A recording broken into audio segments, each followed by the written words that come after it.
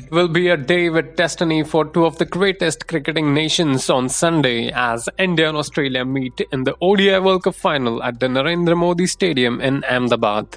Itching for glory, Rohit Sharma's men will have the backing of the home crowd, while Australia look to conquer the world yet again as they target their sixth ODI World Cup glory.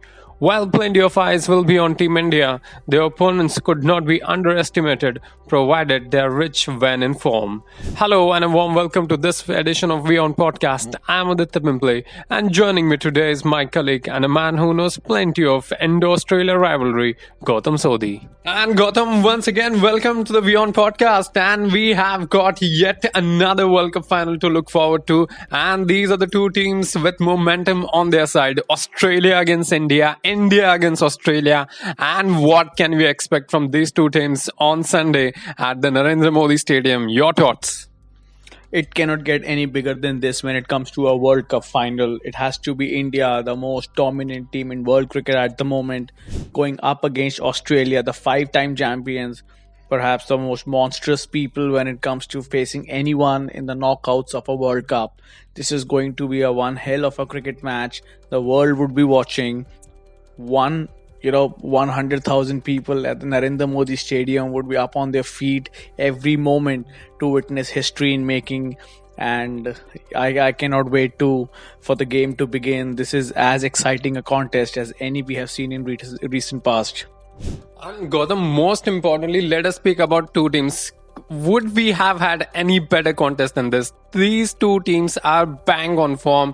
India with 10 consecutive wins, Australia with 8 consecutive wins. Their road to the semi-final might have been a little glitchy, but then again, is it the best final that we are going to have in some recent memories? Because this is not the first time they meet this year in an ICC final. They met in the WTC final, so India with a sort of revenge as well. Certainly a lot on the mind of both teams, India and Australia. History suggests that Australia would be a more dominant force, despite India being on such a phenomenal run in this World Cup. You mentioned about India winning 10 matches on the trot. Australia has won 8 consecutive games. But I tell you, a good old saying in English says it doesn't matter how you start, it really matters how you end.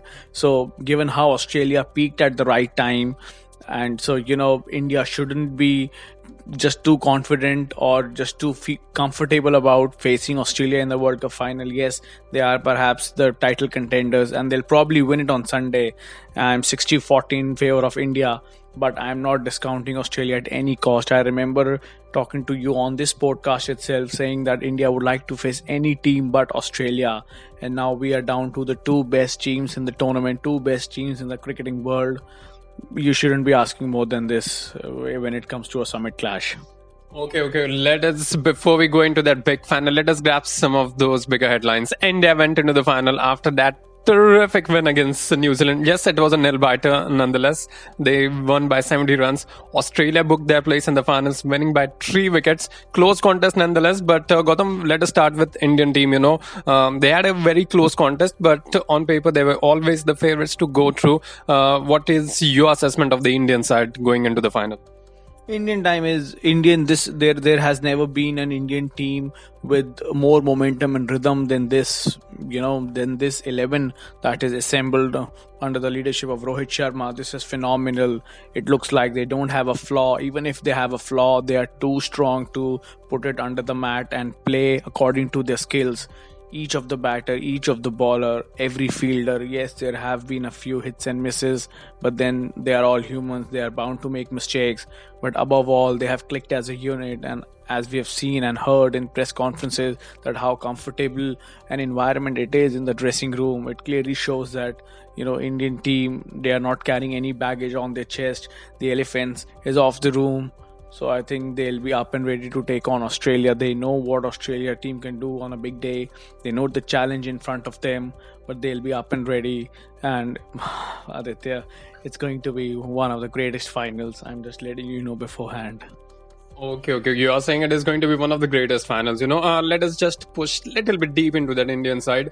We don't see too many flaws. Virat Kohli was excellent. Mohammad Shami, by the way, is going to be the player of the tournament for me. But do you see any weak link in that Indian team?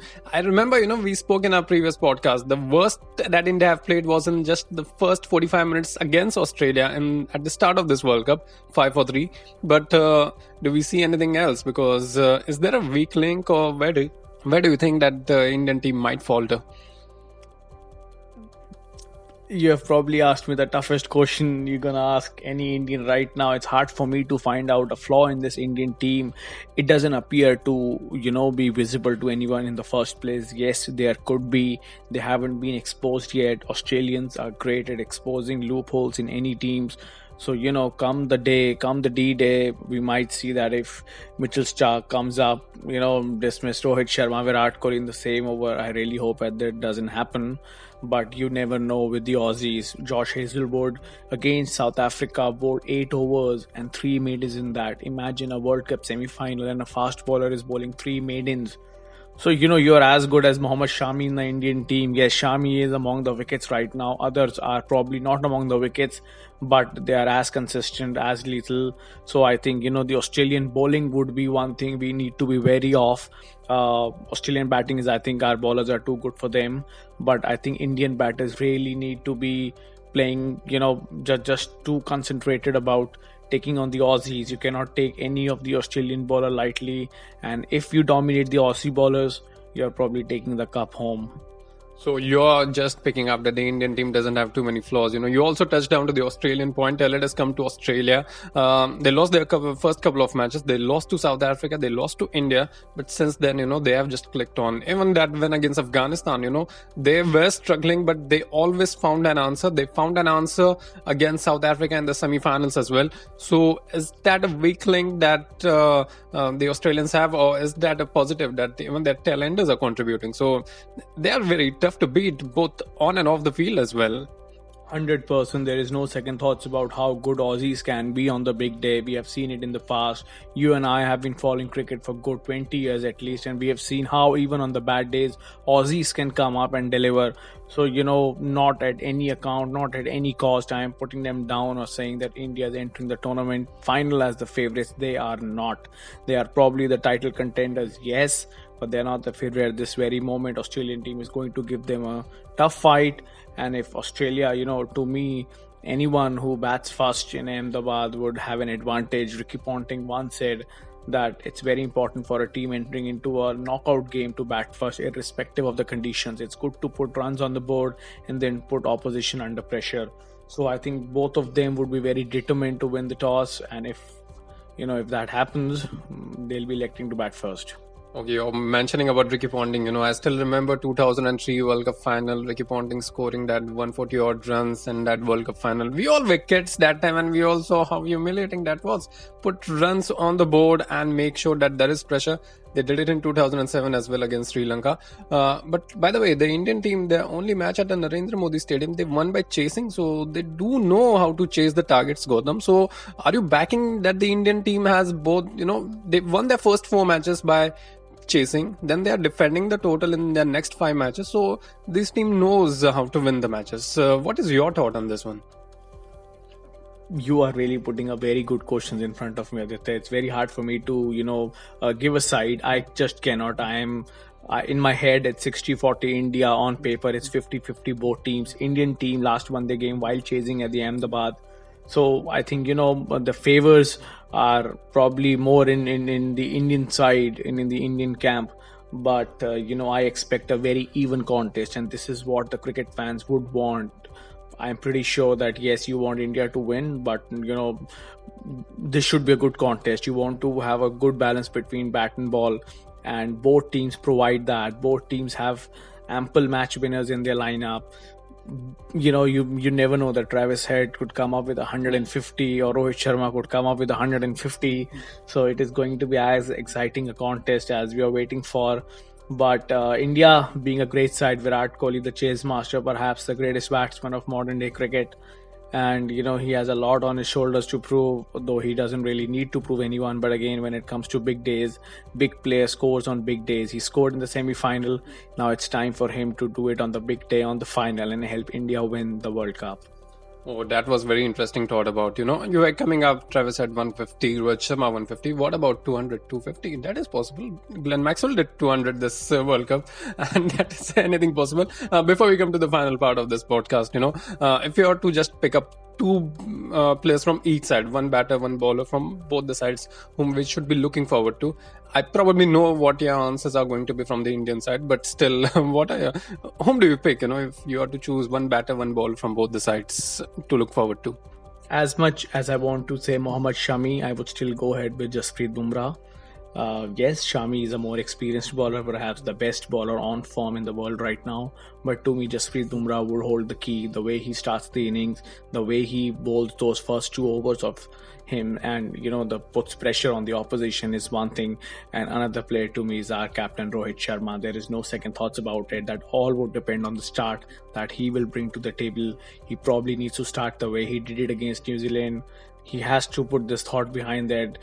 How would people react if he gets out on the first ball? Let it be.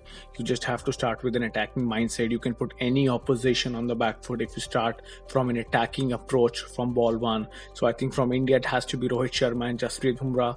From Australia, I really, I don't know if I expect this or not, but I'm looking forward to Travis Head scoring good runs. Australians backed Travis Head. They played with 14 players in the World Cup. They could have really chosen anyone over Travis Head, but they knew what he brings to the table.